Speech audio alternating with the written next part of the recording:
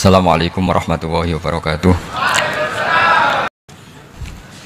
Saya akan mengkagumi Gus Dur dari segi fikih. Ketika Gus Dur dilengsarkan dari presiden, yang paling saya kenang dan para ulama seluruh Indonesia, mungkin seluruh dunia mengenang adalah keberhasilan Gus Dur mengelola konflik itu tidak pertumpahan darah. Itu satu prestasi yang insya Allah jadi amal beliau, semoga mendapat ridhonya Allah Subhanahu wa Ta'ala. Karena yang paling dihindari oleh Islam sebisa mungkin adalah jangan ada darah menetes, apalagi hanya demi kekuasaan. Sehingga Rasulullah SAW sampai berdamai ketika terjadi tarik ulur di Sulhul Hudaybiyah. Saat itu Suhail bin Amr memberi sekian poin yang mendikte Rasulullah, semuanya merugikan Rasulullah. Tapi tidak semuanya merugikan Rasulullah, tidak ada yang menguntungkan sama sekali. Tapi Rasulullah menuruti itu semua demi tidak pertumpahan darah. Padahal Suhail bin Amr zaman itu masih kafir. Sehingga menjadi fikih bahwa perdamaian itu harus kita jaga. Sampai ada ayat wa in janahu lisalmi fajnalaha wa tawakkal 'ala Allah. Jika mereka ingin damai, kamu harus menuruti itu. Sehingga damai itu pula yang zaman era Gus Wahid, ketika beliau menginginkan negara berdasar Islam, itu banyak di buku, termasuk beliau panitia 9 persiapan kemerdekaan Pebuki, juga tadi Gus Solahuddin cerita. Beliau akhirnya kompromi juga dengan negara yang berbentuk Pancasila. Kemudian itu disosialisasikan era Muktamar Situbondo, yaitu Kiai Haji Ahmad Siddiq, didukung oleh Gus Dur karena zaman itu beliau kalah sepuh sama Kiai Haji Ahmad Siddiq. Jadi itu fikih yang saya menjadikan pengagum Gus Dur, karena ibadah Darul Mafasid Muqaddamun ala Jalbil Masalah adalah ibadah yang luar biasa. Berikutnya saya mohon sama Kiai Haji Solahuddin Wahid berkenan saya cara berpikir begini untuk Gus Dur. Jadi saya ini dari keluarga Kiai, saya juga senasab dengan keluarga Mbah Hashim karena sama-sama turunan Mbah Sambu Lasem. Jadi beliau adalah Abdurrahman bin Wahid bin Hashim bin Asy'ari bin Wahid lagi, terus bin Abdul Halim 2 sampai Mbah Sambu. Kira-kira nasabnya sama dengan saya, dengan Mbah Hamid yang dari jalur itu. Saya mau bercerita begini. Watak seorang cucu itu biasanya mengalir dari pikiran besar mbah-mbahnya atau leluhurnya, karena setiap mbah-mbahnya pasti berdoa dzurriatan thayyibah, yaitu anak cucu yang baik. Saya sengaja di sini bawa kitab yang ditulis oleh Muhammad Asad Shihab, seorang Libanon, menulis bahwa Mbah Hashim Asy'ari adalah terhitung sebagai mujaddid, sebagai pembaharu Islam, setidaknya di Asia sini atau di Indonesia.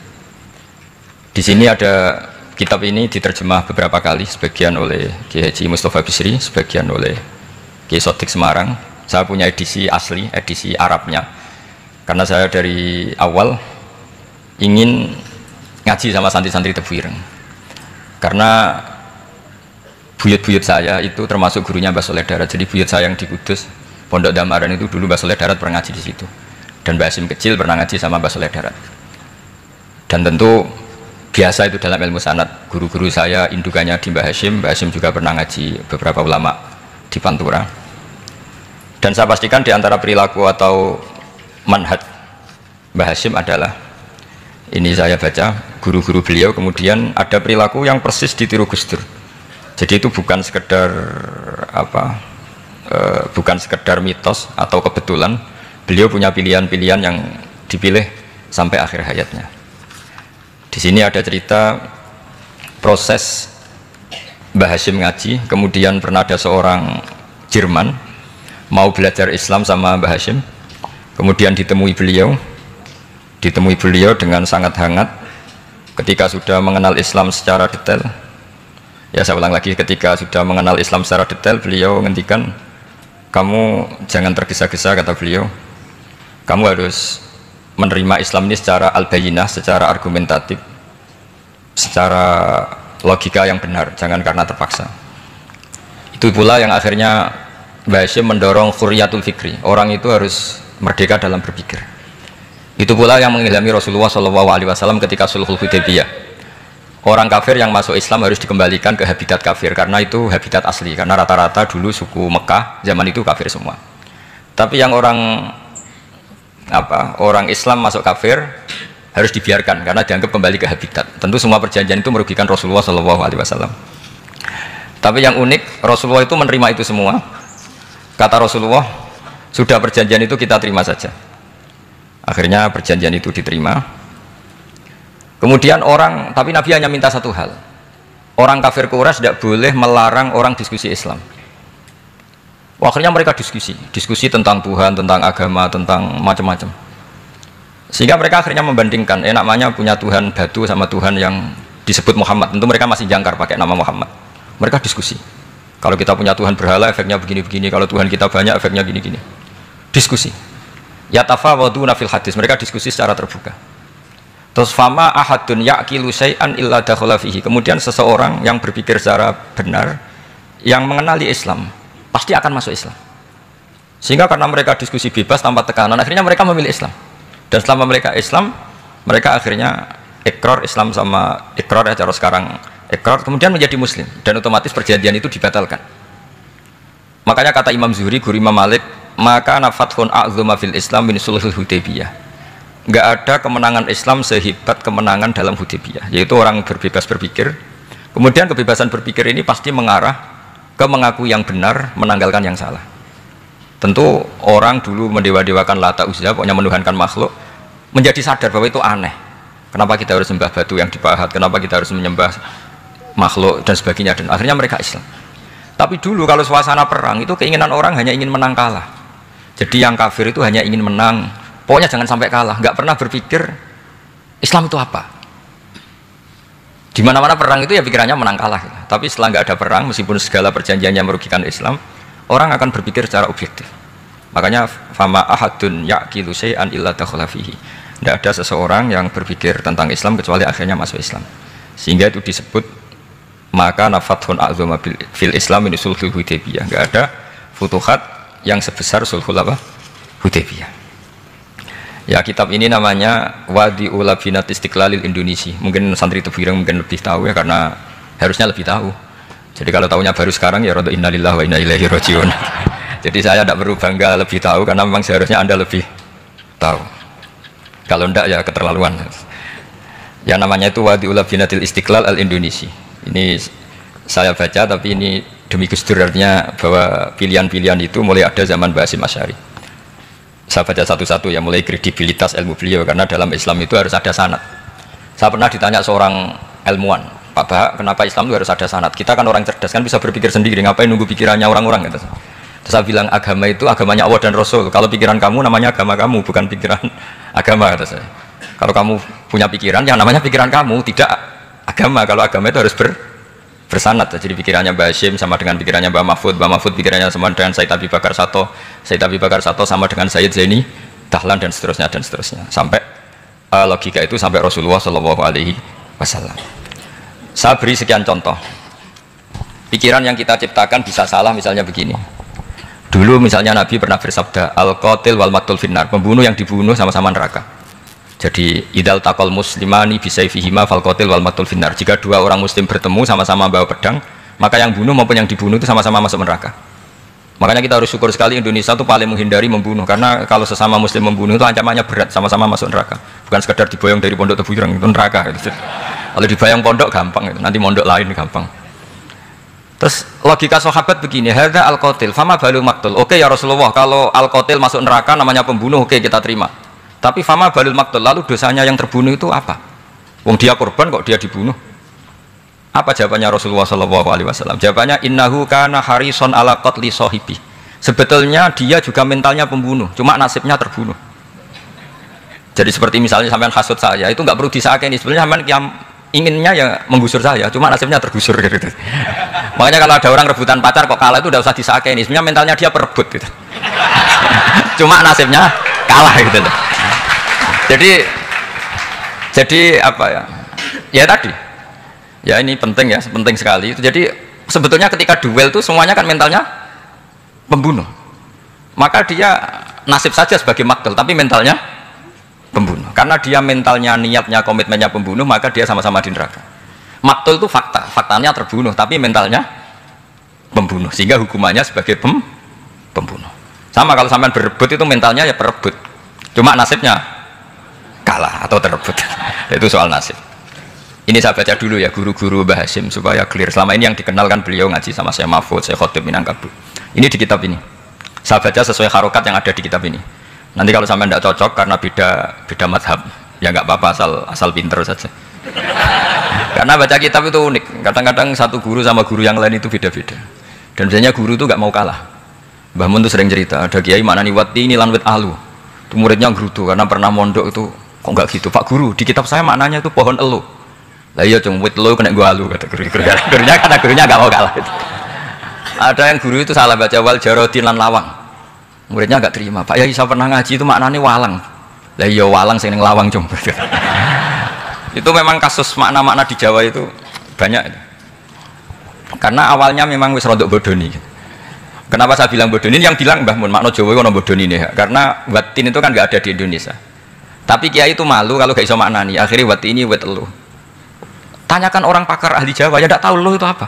Pokoknya butuh kiai itu ada lafaz ya ada maknanya. Padahal jenis itu nggak ada di Indonesia. Seperti haudat itu maknanya kiai Jawa sekedup. Sekedup itu rumah kecil yang ada di Unta zaman dulu. Di Jawa ada enggak? Tidak ada. Kalau kamu tanya orang Jawa ini apa namanya? Namanya ya rumah kecil di atas Unta. Tapi kiai Jawa dulu punya makna namanya apa? Sekedup. Jadi kiai Jawa itu luar biasa improvisasinya. Ya rada bodoni itu. Lah yang sering bodoni itu bab halal haram, tapi bodoni apik. Yang tidak semua bodoni itu buruk, kadang wajib. Betul ya? Ini sama tergesola. Ini karena keahlian fikih saya juga barokahnya Mbah Hasyim Asy'ari supaya beliau senang. Beliau senang karena para nabi, para wali, para ulama itu tidak meninggal. Tadi kalau Mbak Anita bilang wafat itu kalau dalam bahasa Arab wafa yafi wafaan itu maknanya nuhoni. Nuhoni itu sudah memenuhi. Jadi sebenarnya memang nggak pernah ada orang mati itu. Jadi kita punya jatah umur, jatah rezeki sudah terpenuhi semua. Namanya wafat. Dari kata wafa yafi wafaan, sesuatunya sudah penuh maka diambil. Kalau roh sendiri nggak pernah meninggal. Ya roh sendiri kalau Mbak Anita bilang kita memperingati kehidupan Gus Dur ya memang hidup karena tadi nggak ada siapapun bilang orang itu mati. Orang mati itu adalah jasad, rohnya diambil dari jasad. Lah roh sendiri ini nggak pernah berstatus mati karena makanya orang Jawa semua sepakat. Wong mati ku piye? Sing nyawane dijabut, jasadnya mati, nyawanya diambil. Kemudian nyawa ini yang mengalami dapat nikmat maupun dapat azab. Sehingga keyakinan ahli sunnah wal jamaah ini perlu didoakan karena menghadapi Allah butuh topangan doa dan doa itu nggak pernah salah karena otoritas doa itu.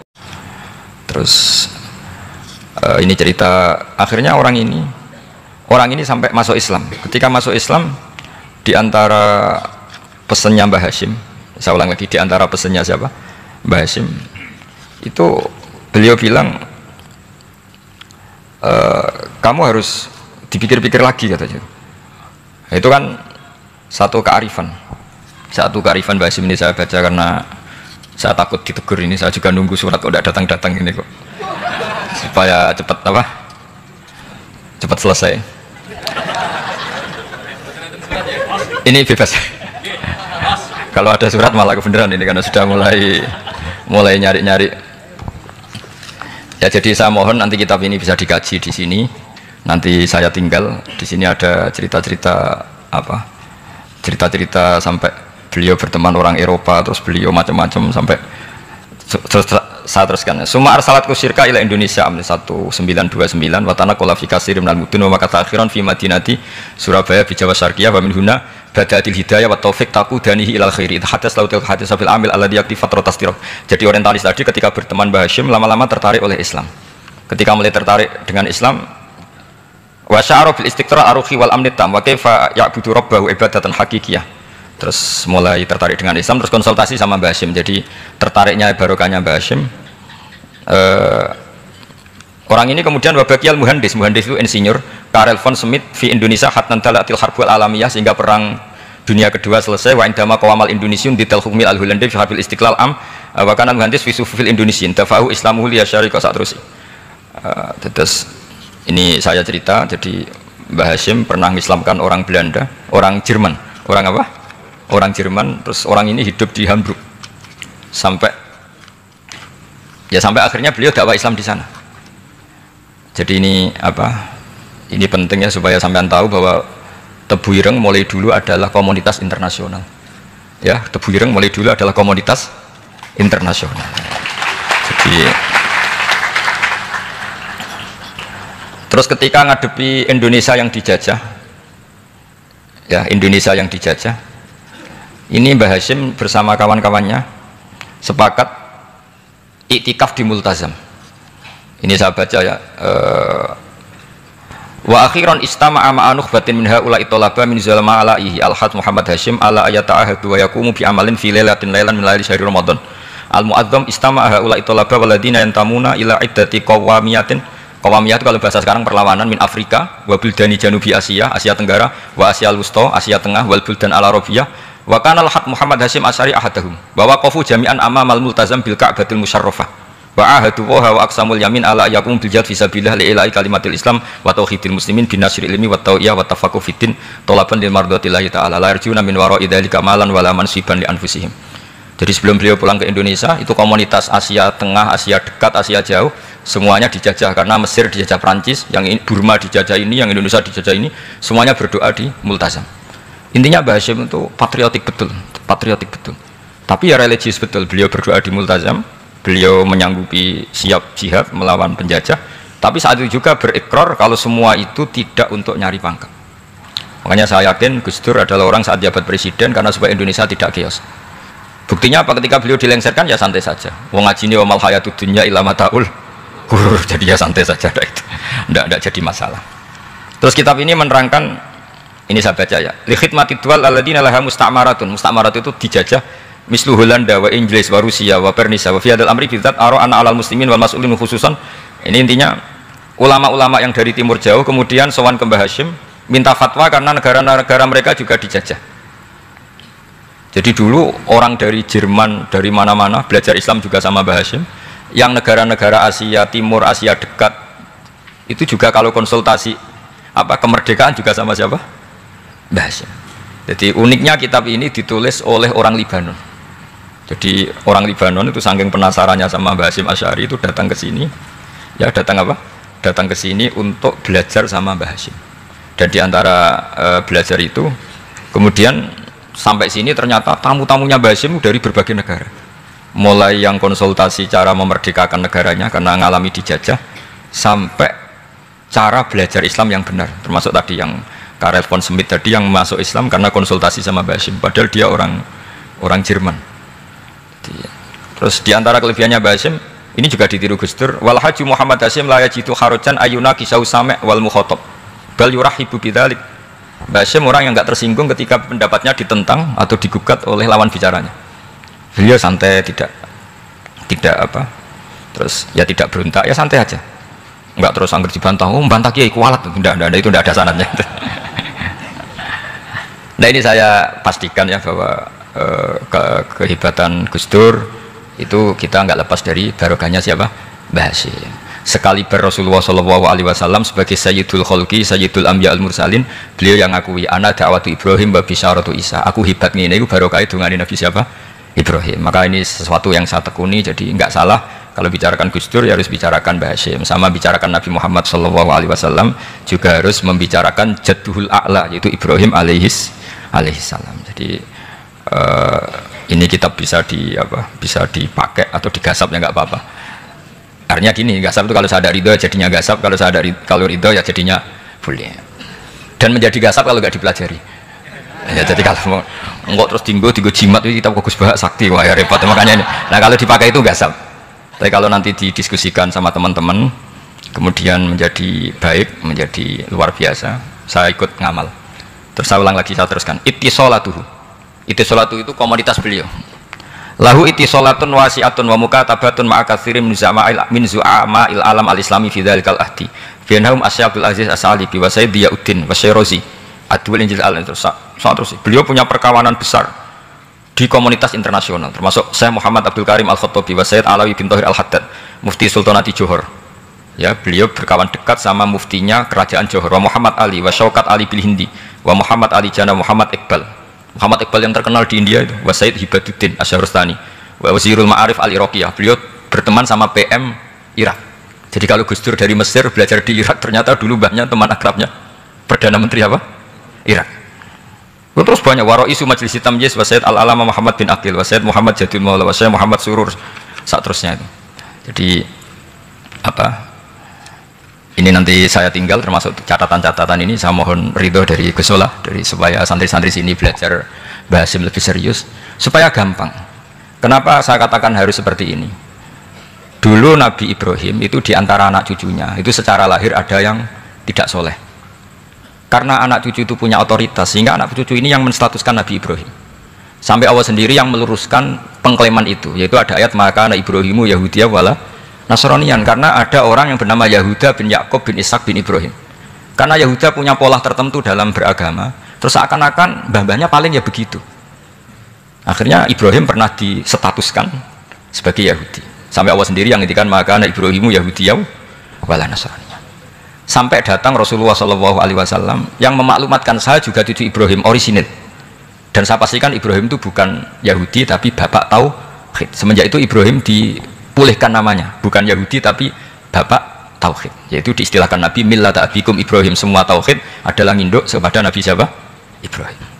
Nah saya ingin santri-santri Tebu Ireng misalnya nanti suatu saat jadi komunitas internasional, jadi orang keren komunitas internasional, itu bukan karena ingin gaya-gayanan terkenal, tapi ingin niru Mbah Hasyim bahwa itu awal dakwah Anda fil alam. Semua alam ini tentu butuh tauhid, butuh kebenaran, bukan gagah-gagahan sebagai orang populer. Terus persahabatan yang luas, misalnya Anda khusyuk terus kuper, wah ratau kancanan wong habis jadi wali gini terus kuper, mungkin Anda tidak akan jadi wali karena sanatnya Mbah Hasyim itu perkenalannya luas.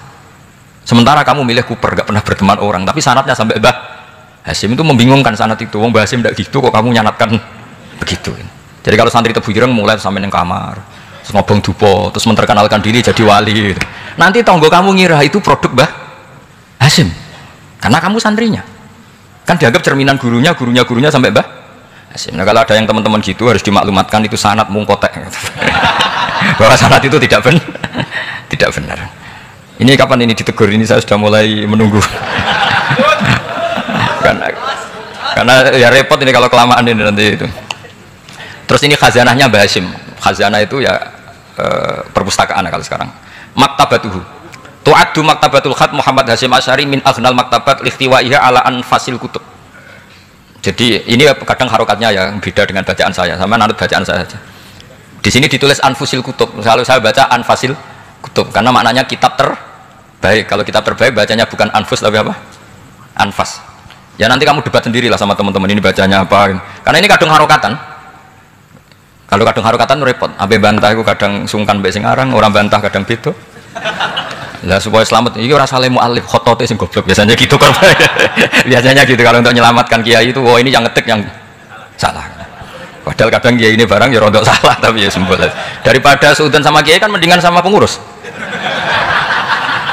Ya gitu ya sepakat ya. Jadi ya sudah terus. Ya saya baca. Tu'addu maktabatul khat Muhammad Hasyim Asy'ari min aghnal maktabat lihtiwaiha ala anfasil kutub al-ilmiyah al-islamiyah.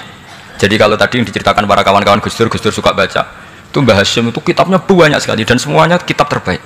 Min matbu'atin baik yang dicetak, wa makhtutatin baik yang masih tulisan tangan. Athariyatin qadimah baik kitab-kitab yang sudah hampir punah karena saking lamanya. Wa tadummu hadil maktabah jullal kutub al-mu'allafah wal lughat al-arabiyyah wal indonesia wal jawiyah wal malaysia wa ba'dal lughat al-ajnabiyyah al-ukhra. Jadi zaman Mbah Hasyim itu perpustakaannya sudah ada bahasa Indonesia, bahasa Jawa, bahasa Malaysia, bahasa Inggris. Itu yang nulis orang Libanon. Sampai santrinya Mbah Hasyim tidak tahu innalillahi wa inna ilaihi rajiun. Maka ini yang kepertobatan ya saya